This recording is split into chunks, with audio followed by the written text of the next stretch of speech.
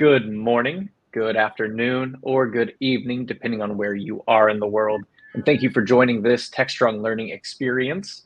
My name is Cody, and welcome back to Techstrong Learning. Before we dive into this panel discussion, I have just a couple of notes to review with everyone. First of all, we are recording our session today, and we'll be sure to send it to you via email as soon as we conclude today's session. Now, if you'd like to get involved, there are a couple of ways to do so. Your first option is to use the chat tab on the right side of your screen. And when you find that chat tab, I'd like you to let us know from where in this world you are tuning in from today. Now, if you have specific questions, do send those into the Q&A tab on the right side of your screen as well.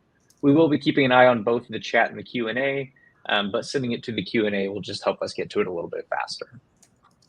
Additionally, if you look to the left side of your screen, you'll find the resources panel. We've got a lot of resources there for you. Some of them will be alluded to throughout today's program, and some of them are just bonus features. So do feel free to grab those while you're here with us. And lastly, we will be selecting 2 of our most engaged attendees today to win a $50 Amazon gift card. So ways to be eligible for this giveaway are to send in chats and questions, but you can also fill out our survey. You'll find that in the resources panel, but I'll also post the link in the chat towards the top of the hour. So without further ado, let's dive into our topic. Is platform engineering the new DevOps? I'm joined today by Andre Alfter, principal at Bechtel. We're also joined by Rashmi Tambi, regional head of enterprise modernization, platforms, and cloud service line at ThoughtWorks. And of course, we have Mallory Haig, Director of CS at Humanitech. So Mallory, Rashmi, and Andre, thank you all so much for joining us today. I will pass it over to a familiar face, Mitch Ashley, CTO here at Techstrong, as well as GM of Techstrong Research, who's going to kind of play the moderator of our conversation today. Mitch, without further ado, I'll pass it on over to you. Hi, everybody. Thank you very much, Cody, for getting things kicked off for us. Great pleasure hosting or moderating. I'm not sure what I'm going to do. This is an active group. I don't think they're going to need much help from me to get going here, but it's a great topic. It's something, platform engineering is hot. Let's be honest. A lot of folks are investing in it, building that function up in their organizations, learning how it fits in with other things or takes on new challenges. So we're actually doing this as kind of an early look at Platform Con that's coming up on June 10th through the 14th. So we encourage you to, if you aren't signed up, check it out. It's at platformcon.com and find out all the great talks. I mean, some very notable folks, Gregor Hope and Kelsey Hightower, Nikki Watt, Manuel Pius, and Brian Finster. So some great folks that, if you're in this space at all, if you've looked up books, things like that, authors, speakers, very, very notable folks, including our panelists here. They all have talks at Platform Con and have done lots of speaking and training and thought leadership, as well as hands-on practical work. So before we get into our topic, I'd love to have all of our panelists introduce yourself, tell us a little bit about the kind of work that you do, maybe where you work, where you're joining us from, because we do have an international audience. And also, if you would mention what your talk is about and what time and day that's on. So, Mallory, would you like to go first? Sure. Thanks, Mitch. Hi, everybody. I'm Mallory. I'm the Director of Customer Success at Humanitech. We provide a industry-leading platform orchestrator, which you may or may not have heard of. My job is to help people put platform engineering into actual practice inside their organizations. I join you from kind of the middle of nowhere in Ontario, Canada, between Toronto and Ottawa. You may hear some chickens in the background, for which I'm sorry. But excited to be here today. My talk at Platform Con is actually going to be about the minimum viable platform, the MVP, which we have found is sort of the easiest way to get your IDP built and to get adoption inside of your organization. A little bit of lean and platform all together there with an MVP. Spot on. Fantastic. And you come to this as a developer, right? I do. Yep. Originally doing software work and now evolved into the platform. Fantastic. Rashmi, introduce yourself, a bit about the kind of work that you do and when your talk is, what it's about, and where you're joining us from. Yeah, hi everyone, and thanks for the opportunity for joining this webinar. I'm Rashmi Tambe. I'm based in Pune, India. It's on the western side of India. I lead. I'm a okay. It's my title is pretty long, so I'm a regional head. By region, I focus more on ThoughtWorks business in India and Middle East. And what I do is I focus on modernization, platforms, and cloud. So we at ThoughtWorks have been focused on platform engineering for quite some time, even before it became an industry trend. So we have done a lot of thought leadership in this area. Some of our colleagues have been talking about it very, very actively. So I'm very happy to be part of a conversation where I present these point of views. So I help. So my job is basically do a lot of go-to-market service offerings, help the customers implement platforms, do the modernization part of it. And as part of my talk in Platform Con, I'm going to be talking about the impact of platform engineering. Basically, how do you map the platform engineering outcomes to your business outcomes, and how do you make it easy for business stakeholders to understand what is it that you do in platform which directly impacts the business objectives. So that's my talk. Very happy to be here. Thank you. Great. Did you say when your talk is? I may have missed it. What day and time? uh, Sorry, the page does not list the date and time. Okay. You can I tell us it. We'll get that at the end. We'll recap here. Okay. Good. Good. Andre, great to be talking with you, and thanks for joining us from Germany, Cologne. Hi guys, I'm Andre, and yeah, I work for the largest IT system house in Germany, Bechtle. It's pretty hard to pronounce for people who are not from Germany, so it's Bechtle or Bechtle. And I have more than 15,000 workmates, and we do around 7 billion in business volume, and only in public sector we do 4 billion. So we are a pretty huge company, and I'm working there since 13 years as a principal, and I co-founded a competence center that develops cloud-native applications. And we are right now 156 people working in this competence center. And since 1.5 years, we work with our internal developer platform, and we do platform engineering, and we deliver applications to our clients over this platform. And I will especially speak about this topic also on PlatformCon, and the talk is somehow called how to build high security platforms. Yeah, just type my name on the PlatformCon page, you will find me. And yeah, I would really like you guys to join my talk. Fantastic. I hope everybody will definitely check out the talks by you all and the other great speakers at Platform Con 2024. Well, the title is one of those clickbait titles, right? Is platform engineering the new DevOps? I remember reading the articles of DevOps is dead. Platform engineering is what takes over the world. Woo ha ha, the old theme. So I would love each of you to take a position. Is platform engineering the new DevOps? Let's go in the same order. Mallory, if you would start us out. Sure. I'm definitely the person who's given a lot of those DevOps is dead talks. So my position on this is probably pretty obvious. As someone who deeply cares about the intersection of humans and technology, I see platform engineering as an evolution of DevOps, and kind of an evolution out of the confusion that comes with that idea of DevOps. So for me, platform engineering really is taking the needs of the human at the end of the computer and thinking about it in the process of deployments, of developing applications, of infrastructure management, and how all of these teams have to collaborate. It's about getting everybody on the same page and getting everybody cooperating. Obviously, whatever the job title is, doesn't really matter to me. At the end of the day, it's the philosophy underneath that I think is so important. Excellent. All right, we'll put you in the DevOps is dead, long live platform engineering column. Very much. Rashmi, your turn. Yeah, so we at ThoughtWorks like to use a very specific term that hey, platform engineering is like town planning. Just like a town needs electricity and roads and power lines and water lines, every engineering organization also needs these fundamental aspects which the platform engineering enables. So platform engineering is more of an enabler. it brings in it takes care of undifferentiated but essential tasks so that your development teams can focus on differentiated business logic. Okay? But what that also means is that it's not.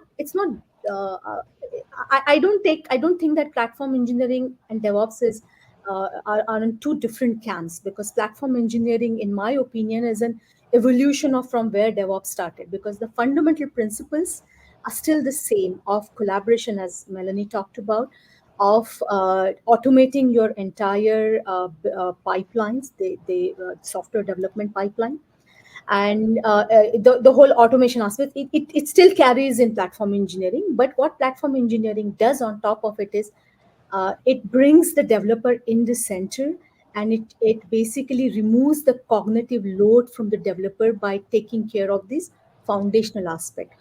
So while the movement started as DevOps, I think it has now, I believe that that has evolved into platform engineering. So in my opinion, it's not either or. All righty. We'll put you in the takes a village camp. Okay. Okay, Andre, you get to tip the balance. Which part of the Yeah. scale is taking over here? I would like to reply with a question. So, was DevOps ever alive? Yeah. So, but I have to be very careful. As I'm a German, yeah, I'm sorry for that. We are pretty special in Germany. We are very exact. Yeah. We love to do projects and say that we work in an agile way, but at the end do waterfall. We love that. Yeah. And so for the German market, especially in the regulated space, yeah, banking, insurance, public sector segment, I can say that DevOps really never arrived. Yeah? They always wanted to do DevOps, but at the end, devs throw over an application package to the ops, yeah? And there you go. So I think Mary especially said a lot of things that are totally right, and we see the effects already, yeah, since we moved to platform engineering. And I would not say that DevOps is really like dead. I don't want to talk bad about DevOps. It definitely makes sense. Yeah, a friend of mine, he is working in a company. They have only one product. It's an online portal. They really face publicly to their clients, and I think DevOps makes totally sense. Yeah, you build it, you run it, you can do that. Yeah, but as soon as you are an organization that needs to deliver multiple smaller products, yeah, and then with DevOps in the past, the issue for us most of the time was that the environments that were created for these projects, they're not maintainable anymore, and this was the biggest pain we had in the past, and we really try to solve that with platform engineering. Okay, we'll put you in the don't speak ill of the dead column. Be nice to DevOps people, if you will. So I'll take a position as well, and I've run development teams. Started a software developer myself. Actually implemented DevOps in 3 different organizations. I think one of the things DevOps got wrong, well, first of all, we didn't put engineering in the title, so it didn't, capture the minds and fascination of folks like you, Andre, in Germany. No, seriously, I think one of the things that DevOps didn't do right is it took the position that software is eating the world, and so we only need software developers to do everything. Everybody else can go home, and we don't need operations and testing, and infrastructure people will let developers do that. And guess what? Developers don't want to do all that, right? They don't want to be security experts. They don't want to have to spend all their time on the plumbing of infrastructure, whether it's a dev environment or a production environment or test. But my position on DevOps is truly DevOps is about how we create software, not the technology that we use. Yes, we do CI/CD, but that's a process that's implemented with technology. DevOps is about creating software much more quickly by doing smaller pieces of work, whether they're microservices or smaller, functions of code, etc., and helping the flow of that and getting multiple talent involved, whether it's platform or security or end users or testing, engaged in the process up front to create a better, more secure, better quality product. And so I think platform stepped into the, oh yeah, we forgot about the developer in DevOps. And one of the original problems was like, how do I get a dev environment? How do I get a test environment without waiting 4 weeks? and entering a ticket and bugging someone else. And that's one of the areas where the platform's really stepped in. So I'm more in the village camp, Rashmi. So on my screen, we're divided left and right. You are on the right. You and I are on the right, and Mallory and Andre are on the left. Not that it matters, but so I'd love to hear. So we're 50-50. I'm not sure if we'll change any minds today, but that's okay. I'm really curious as you all have taken on, embraced, and being part of rolling out platform engineering. What do you see as the igniting starting point, either in your organization or as you working with customers? Besides some manager saying, "Hey, I heard about this thing called platform engineering. I think we need one of them," whatever that is. That happens, right? What was it that said, "Okay, let's get into this and solve some problems"? What were some of those initial challenges you think that really showed there was a need for platform engineering? Andre, do you want to start us out?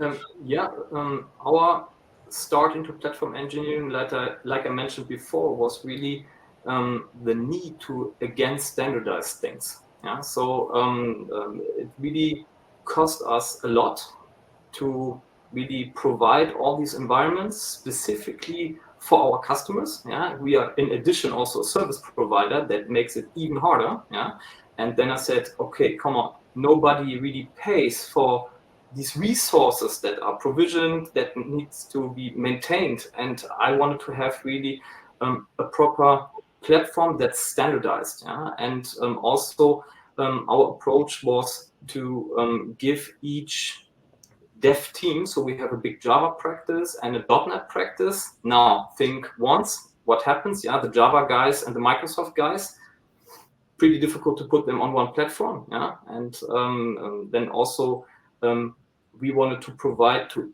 each team a flavored platform. Yeah, and at the end we did not want to duplicate the technology under it. Yeah. So these were the major topics why we wanted to go for platform engineering. Maybe not that strongly business driven, but we really had an issue, not only one. Interesting. Go ahead and jump in. Whoever would like to talk next. In my experience, what I have seen is that it's a little bit of opposite. For example, sometimes we come across customers who would say that, "Hey, I already have DevOps teams. Why do I need to invest in platform teams again?"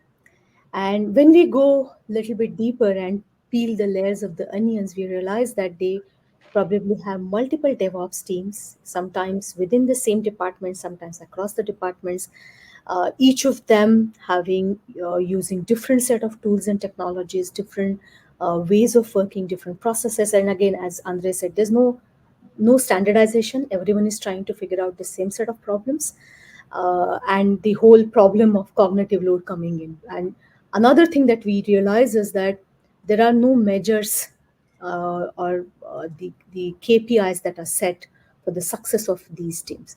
So when we come across these kind of conversations, the way we drive these conversations is, hey, firstly, you need something in ThoughtWorks language, we call it as sensible defaults. Like, what are those standard tools that each of you should be using, instead of all of you figuring out what is the standard for this? Like, for example, you want to do secrets management, you want to do certificate management, you want to do compliance as a code, right? There's no need for everyone to figure this out.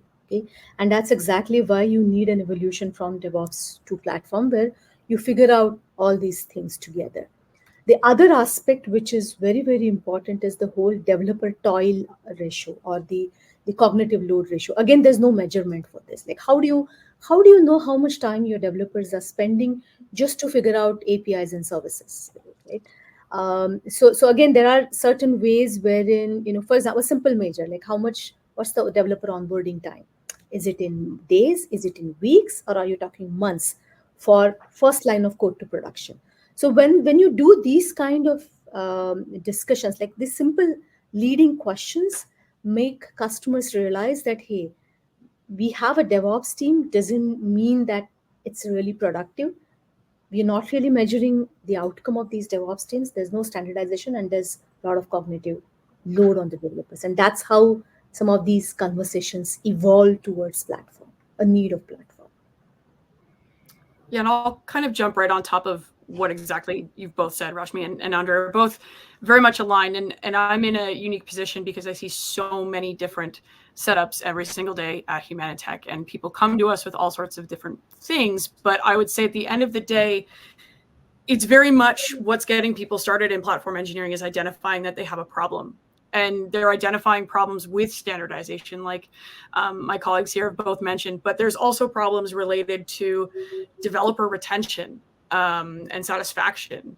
It's about throughput, time to market. There are these bigger business questions that often are coming out, and the solution seems to be a philosophy that drives standardization by design, that drives a far superior developer experience. And in fact, something I've noticed recently that's quite interesting is that so many people are coming to us with developer experience initiatives.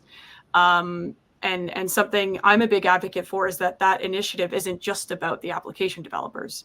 It goes so much farther beyond that. And the idea of platform engineering, this treat your platform like a product, treat your users like customers, take their feedback seriously, touches so many different parts of an organization and solves a lot of the problems that people are looking to solve. And I think the general community is aware of this now, is aware of the promise of platform engineering and sort of how the philosophy guides solving so many of these problems that are intrinsic to engineering organizations as a whole, but also just part of doing business in a modern sense. So, yeah. Great. We put up a little poll here. We'd love everybody to jump in. Just an easy, where are you on your platform engineering journey, adopting platform engineering? So please submit a response. We'll share the results here with everybody, and love to hear your feedback. What Mallory said before is completely right, and also what I could add from my perspective is that through all the environments we had, boarding new developers was taking very long, because no standardization for documentation, all these kind of things, and we really reduced through platform engineering the boarding of new engineers and developers, and that's a really big point, and that honestly works. Definitely, if you do it right, it will go much quicker. Very good. You've mentioned several great things in all of this. One is developers' experience, and I like your point, Mallory, about it's more than developers. Maybe it's software engineering experience or whatever, some kind of more encompassing piece to it. Standardization, cost, reducing complexity, onboarding developers and other members of the technical teams. I'm curious, one of the things that gets brought up frequently is security as an area that can also be improved or is improved with platform engineering. Andre, how is security improved? How do you know that this is happening other than maybe not just everybody is worrying about it? People might know something about it. Yeah, as I said before, I'm already with my team since 1.5 years on the journey, for platform engineering. To be very honest, I did not have security instantly in mind when going into platform engineering. But I shared one of our reference architectures with a regulated customer of mine. And then after explaining him how we abstract developers from engineers and that we use workload specification, that we help developers not to utilize Terraform and infrastructure automation toolings, the customer said like, hey, Andre, that's really a point and cool that developers cannot see how the underlying infrastructure is configured. And then I said, okay, cool. Thank you very much, customer. I will add the narrative of platform engineering could be more secure. And I, at the moment, speak really to a lot of customers who love really the abstraction between these two groups, dev and engineering.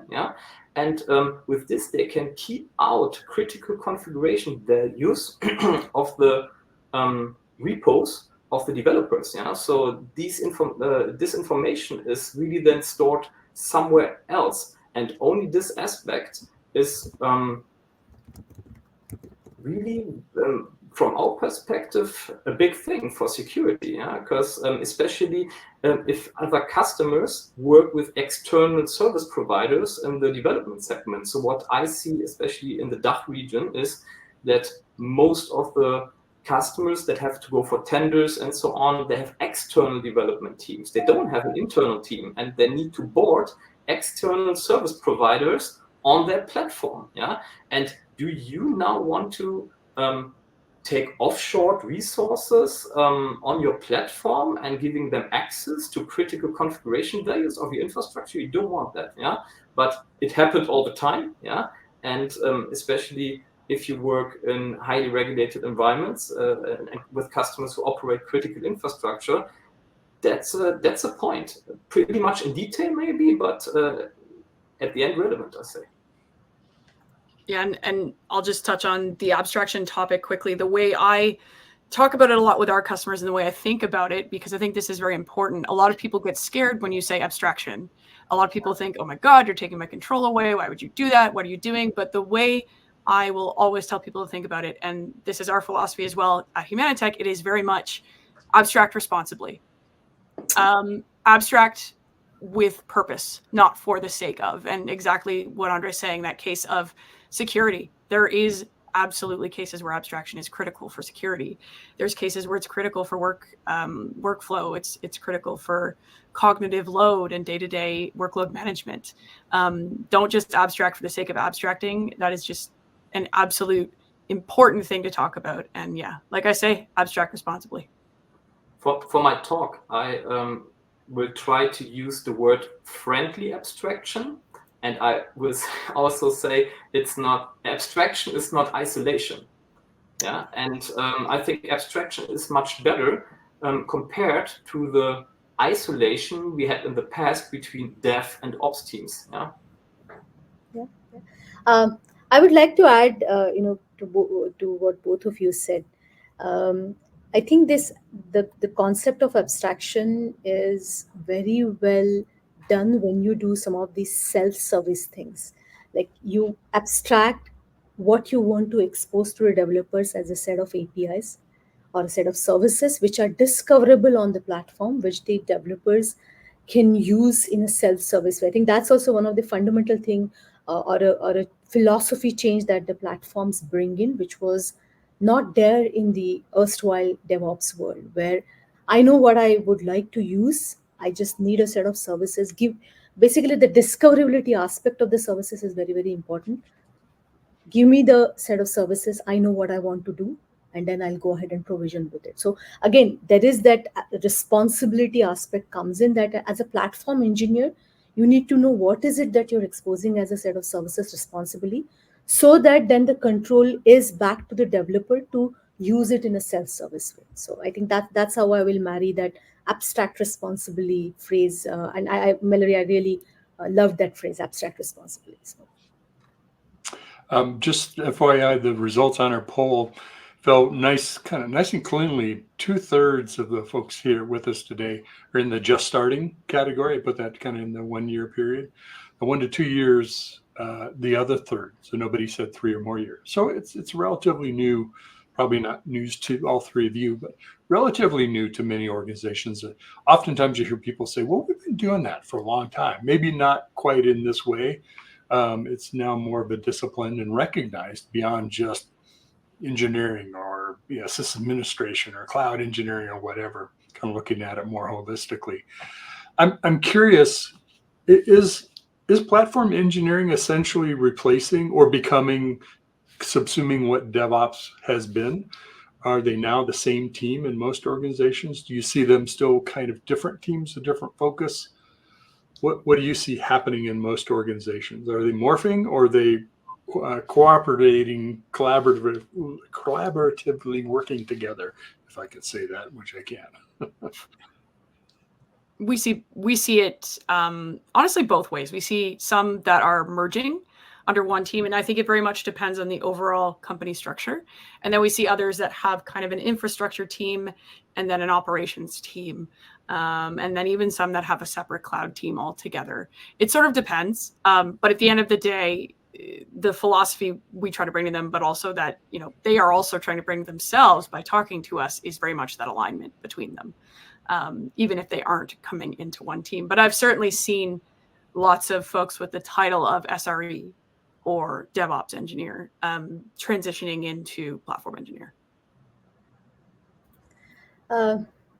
In my experience, again, I've seen both. For example, in small to medium organizations, the platform teams and for example, the platform team will build a foundation, and you would onboard various application teams on your platform to start using for example, the standard set of pipelines to build and deploy your applications, use the standard set of observability tools or secrets management, or all those the things that platform engineers build. This application team starts using it. That also means that so there's a concept of administration part and the usage part. For example, on the platform side, you definitely need skills around Kubernetes administration. Okay? But on the application side, you don't need administration skills necessarily, but you definitely need Kubernetes usage skills, right? Which means that you still need the Kubernetes knowledge. Okay? So there is a lot of overlap in what you are doing at platform side. There's a bit amount of overlap, and there's also some distinct things that you do. So, but when you look at the folks or people who are doing these kind of work, you cannot necessarily delimit that, hey, if you're doing administration, then you're part of platform. But if you're not doing Kubernetes administration, you're part of it. That's not how it works. So what I've seen is in some areas, it's the same team which builds the platform, but also does the build and deployment of the application. Okay? In some of the extreme examples, especially in the larger organization, the platform team is kind of, it starts becoming like a central team, which is just the provider of platform services. And then every application or every department would still have a set of DevOps engineers who would help the application teams to use the platform services. Sometimes, I start feeling that, hey, is it that again that anti-pattern that, hey, there's a centralized platform team, and then there is an application and a DevOps team sitting somewhere else. But again, what I've seen is, depending on the size of the organization, the structure of these platform and DevOps teams changes. Yeah, I can tell you guys how actually we did it. Yeah? So we as a service provider, we have an engineering practice, because exactly what Rashmi said is, you need sometimes classical systems engineering, to set up OpenShift bare metal, or to add some virtualization. It doesn't have anything to do, from my personal perspective, with DevOps. It's just a task you get, you do it, and it's a classical systems engineering task. So, but also when you want to build platforms, you need DevOps engineers to provide proper CI/CD, GitLab stuff, whatever, And I would say the platform engineers in our team, they have, from my perspective, another point of view compared to the other guys, because I all the time tell them we work together really on a productized platform. This is what we do, So internally we productize our platform, and my experience personally says that system engineers, DevOps engineers, most of the time, they are not really working on products. But if people go for platform engineering, they have to keep in mind that they together have to build a product, and that responsibilities are slightly different and so on. So the mindset of these people is probably maybe also a little bit more open compared to the system engineers. And so my clear answer is, we have all kind of sorts of engineers in the team, and we utilize the proper engineering skills for the right case. And I don't need a platform engineer to provision a container platform. I don't need that. What are some of the challenges, or maybe even objections, that you might have to overcome, or at least address and be prepared for, as you introduce or you start to adopt platform engineering in the organization? Or do you run into that many? Is it really some functions you're already doing, you're just more formalizing what those things are, maybe bringing them together? What are the objections people run into, and how might we address those? Mallory, you want to chime in on that? Yeah, this is an interesting question, and it's something that, constantly changes. A lot of the objections we see are mostly honestly related to that idea of abstraction, that idea of pulling away control. There are a few different types of developers, and I'm sure everybody's encountered those types that are just so ingrained in having control over everything because it's what they've had to do. They're afraid to lose it. And then there's the type of developer that's very much, I don't want to touch this. Don't make me touch this. Please, God, no. And when you have those two kind of going face to face, that is really a big challenge. And I think this is where we get a lot of, we see those speed bumps for teams that are trying to adopt internal developer platforms and platform engineering as a whole. And sort of the way we try to counter that is to very much think along solving that problem or solving a problem. And it's about outcomes, not so much about technology and toys. Because the minute you make it about just straight technology, that is when you are going to face the problem. And for us, it's really a lot about finding a way to introduce people to the idea gradually. And that's sort of where the minimum viable platform thing that I'll be talking about at PlatformCon comes into play. This idea of starting small, starting simple, and just gradually proving out the value of this thing, of this internal developer platform, of platform engineering as a whole, whatever you want to think of it as. And generally, once we stay outcome focused and teams are thinking more about, here's a problem that you have and you admit you have, and here's how this is now solved, it's a much easier transition to get over that hurdle of fear.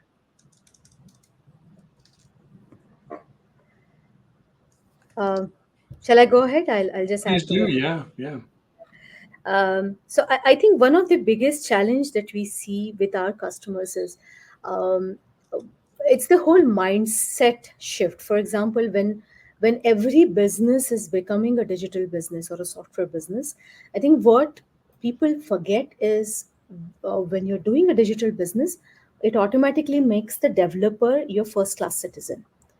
And for the first class citizen, you need first class services. And that's exactly why that focus on developer productivity and the developer experience is very, very important. We've had many conversations with customer where, bringing in this aspect that you need to focus on developer productivity for various reasons. Productivity is one aspect, the experience is aspect, the talent retention is an aspect. All these things are important. That's where the mindset shift happens. I think that's one of the biggest challenge that we've seen from moving from the traditional way of how you're managing things to the newer way of things. The other thing is when you come to the next level, I think many customers do try to do these things on their own, but what they forget, we've seen two extremes. Some customers would try to bring in a lot of fancy tools, but they forget the developers who are going to onboard on the platform. So one of the challenges to start small and not really do too many things before your developers adopt to your platform. So that's also one of the challenge that you and in some organizations we've even seen 2-3 flavors of platforms, like there's something for your private cloud and something for internal and something for blah and something in other department. And sometimes the same set of developers are actually working on 2-3 platforms, which is another cognitive load. Like you built a platform to remove the cognitive load, but by having multiple platforms you're again building a cognitive load. So that's also one of the challenge, that how big you really want to go before your developers adopt these practices, right? And the third challenge is the whole measurement aspect, which I earlier talked about. But I think it's very, very important to define some of the leading measurements, like how are you going to measure your productivity of the developers, or the toil ratio for your developers, or the innovation that is enabled by the platforms. There are certain ways to define these things. You have to define these things at the start and have periodic checks to keep on calculating it and showing the value of the platform, so that you keep getting you keep securing the budgets for some of the next things that you are doing. So those are some of the challenges, the mindset shift, too big that the developers can't adopt, and measures and KPIs and success metrics. It seems like cost is always something that folks can focus on of saving dollars, but here we're talking about beyond that of efficiency, speed. How quickly can we onboard people? How can we be more? How much more quickly can we provision environments to help people be productive? So let me ask the anti-question. How do we make sure that platform engineering doesn't become the next land of no IT, where it takes me 6 weeks to get my environment set up? Not that you're doing that, not accusing anybody, but how do we make sure that platform engineering doesn't lose its focus and become just another part of the corporate overhead slowing me down getting my job done? So share with us your thoughts. Andre, why don't you jump in first? That's really a good point. So I think what Mary and also Rashmi said before, the challenges and maybe how to really solve these challenges is we to also dive pretty quickly into the thing, start small, and I would also like to add, don't try to force people doing it because it won't be successful. Yeah, give people an offering for an IDP or for doing platform engineering, but don't force them to do it. Yeah? And the problem I see is that organizations sometimes see that with platform engineering, they can build a new platform, they have a new cool project for the next 2 to 3 years, and then they try to utilize this topic to force people doing things like they also did them before. So they, for instance, try to use an IDP to add additional compliance rules and so on. Yeah, but maybe people don't have an alternative then to that, and that's a big mistake people do. So this also the point that I wanted to answer on your question, Mitch. Yeah, so I think we should do platform engineering right, and we should provide proper solutions that are of value. And what I see the risk that really a group of people, a bunch of people who only see this as a vehicle, use all the methodologies and things wrong. And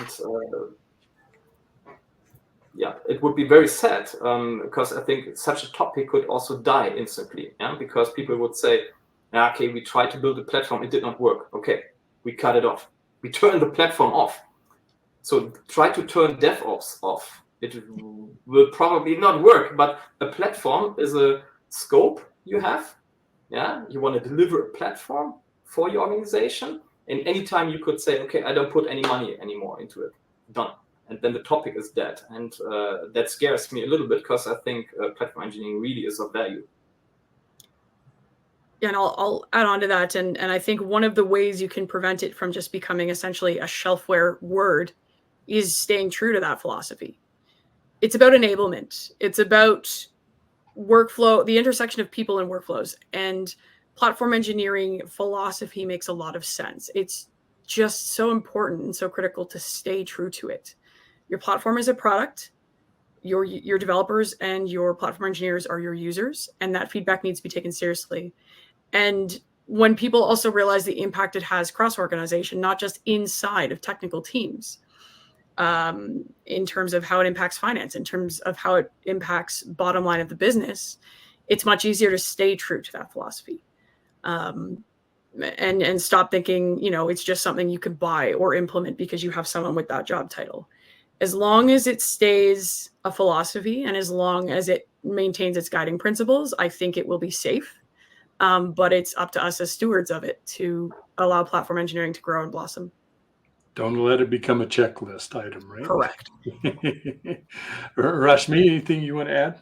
Yeah, so just one last point, and I'll use the same theme that Mallory used earlier, which is responsibility. So I would like to say that you need to have self-service in the platform, but in a responsible way. For example, if you have a service to spinning off the Kubernetes clusters, and the developers keep on using it, and there are just too many clusters spawned off, which means that you're eventually going to have a hit on your bottom line. So you need to have those cost controls or those monitoring controls as well done, so that the responsible aspect of self-service is monitored and is done really well. Otherwise, If that goes out of hand, as Andre said, then switch off the platform. It's incurring too much cost, which again means going back in time and putting those ticketed services and waiting for someone to act on that ticket and provision an environment for you, which we obviously don't want to happen.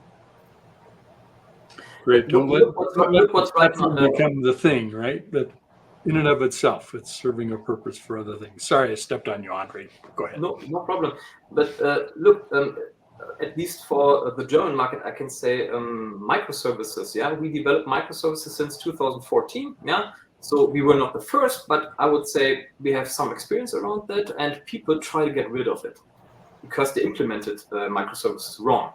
Yeah, there were clear principles, per factor apps, all these things. Yeah, but people did not do it properly, and they produced micro monolith. Yeah, so of course that's not working. And then what do? You say, we want to get rid of microservices. We go for a self-contained system model or to monolithic infrastructure architecture again. Yeah, and but it's only because it was implemented wrong. Very good. Yeah, we always like to measure things, especially managers like to measure KPIs and metrics and things like that. Sometimes we measure the wrong things, and that drives results that isn't necessarily what we wanted. From your experience, if you had to suggest a couple of things, one or two most important things to measure, and I know it would depend on the organization, right? A lot of what they want to accomplish. In your experience, what are maybe a few of the essential metrics you want to measure for this success, determining how successful your platform engineering efforts are? Whoever wants to go first, go for it. We actually have been working with some kind of new metrics that are a little bit more leading indicators. So we think like DORA is great, but DORA won't show you much without a lot of scale and time. So it requires a much bigger time scale in order to be relevant. We start thinking about things like complexity. So how complex is your infrastructure underneath the hood? Is it 16 different database types, way of defining them, and then you've got 100 instances of each? That's quite complex. We look at things like autonomy. So how easy is it for someone to do a common task? How many steps do they have to take? Those are things you can measure, that before and after of a process, before you implement a platform and then afterwards. That's really the most common one. But this one I think gets forgotten all the time, and it's probably the most important one, is satisfaction, developer satisfaction. Essentially CSAT, if you're looking at traditional customer success metrics. But how happy are people with their day to day? What about it has improved or changed, or what about it sucks that could be changed? I think those are the metrics that for me, for my team, and for companies and customers we work with, those are the impactful ones because you can see it very quickly on a much smaller scale. Great. Any other perspectives, other things helpful to measure? Since Mallory has covered the developer perspective, I would like to bring in the stakeholder perspective. Like, how do you measure the success of platform in the eyes of your stakeholder? So for that, there's a very comprehensive value model that we have developed at ThoughtWorks. But I'll give you some glimpse of that. Like, for example, at the start of of your project where you're building the platform, you need to show what's the value to cost ratio. Like, if you're building a platform, how much time it's going to save for the developers. If you have the large development teams, what does that time amount to? And eventually at what point you're going to have a break even of your platform investment versus the time saved for the developer, and at what point from the break even your saving is going to go upwards than that your cost. I think that value to cost ratio is very, very important for the stakeholders to understand. How long do I have to invest in a platform? Otherwise, they should not get the feeling of sunk cost. Like, how long should I do this before? So some of these measures you have to start. You have to establish upfront. Okay. Um, uh, and so few other things which Melody talked about. What I'll add is, there's a framework in which, and this is a topic of my talk, where how will you start from engineering metrics like what's your deployment frequency? How does that translate to your time to market? How does that translate to your revenue growth? I think those are some of the measures from engineering outcomes to the business objectives to showcase the value your platform is delivering. It's always good to understand what's going to make the people paying the bills happy, right? Good point. Andre, anything you'd like to add? Yeah, Mitch, paying the bills, that's really a good handover to me. Everything was, from my perspective, said. But to be very honest, I never made a successful FinOps project in the past. So I'm in IT since 24 years, but I never made a project that goes towards FinOps that was successful. We tried our best, yeah, but come on, guys, how many customers have cost explosion in the cloud, getting big bills, yeah?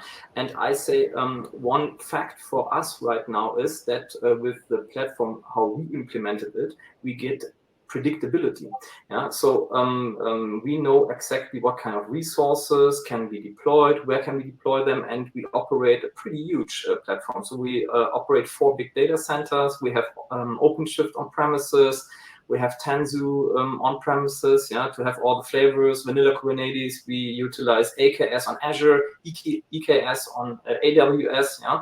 But it's very predictable. As soon as you board a new project as a service provider, to say, okay, it will approximately cost me this or that, yeah, because we have experiences around how these resources are utilized. And before, to be very honest, it was nearly impossible. Yeah, so salespeople asked me like, okay, the customer is not paying for a dev environment if we develop this application for the customer.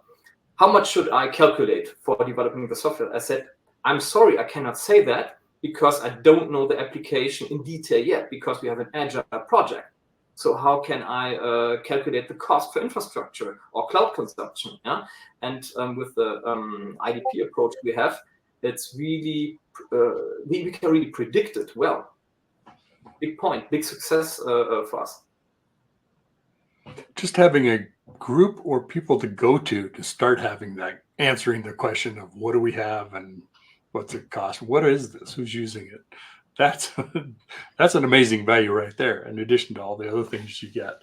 So kind of our parting question or final question topic is, I'd love to hear your thoughts in addition to your talk that you, of course, have been investing a lot of time and energy and passion into doing a great job, and I know you all will. What are some other talks or maybe topics that you're most interested in engaging in? What are you interested in exploring and learning and maybe advancing the state of the art? What other topics would you like to get out of, are you planning to get out of Platform Con? What do you want? What are you going for besides your talk? Rashmi, you want to chime in? Yeah, so this is a very active discussions that we do with the customer. I mean, everyone, when they want to start on the platform journey, the same question is, I think Mallory talked about what's the MVP. Okay, but beyond the MVP, there's also this maturity model. Like, at what point should I say that my organization is now elite in the whole platform engineering, internal developer portal concepts, right? At what point should I say that, right? And what are the steps in the journey? So we do have a framework where we have defined some of these things, but that's one of the area where I would really like to seek an opinion from the other industry leaders as to how do you define those steps in the journey. Like, you started here, you want to go there, there are 5 steps, 10 steps, and how do you quantify those steps? How do you help the customers in quantifying the steps and telling them, hey, you are level 3 and this is what you need to do for going to level 4? I think that's one topic that I'm really looking forward if it gets covered in the platform con this year. Great. Whoever would like to jump in? I have 2 things that I'm really excited for. I am a big advocate of women in technology, and I'm actually really excited that there is a talk about why women should choose platform engineering. I will post the link to the talk here. This one I'm particularly excited about because I think I think women are a little bit underrepresented in this space. I'm so glad that Rashmi and I are both here today. But I think there is a lot more that we can do. And oftentimes it's about just jumping over that hurdle and applying or trying something different. And I think that's one that I'm really excited about. But something else that kind of touches really close to my heart for me is a lot of the blueprints and the stories portions of those two tracks, because there's some really amazing examples, including one from a customer I work with almost every single day, about how they've taken this philosophy and applied it and been successful with it. And I think there's a lot of things to learn from these different teams and from the different ways people approach things, even if it's not a directly relevant circumstance. So I would really encourage everyone to find a relevant blueprint to talk for them to sort of see in the real world how it's been done. And I'm super excited for those.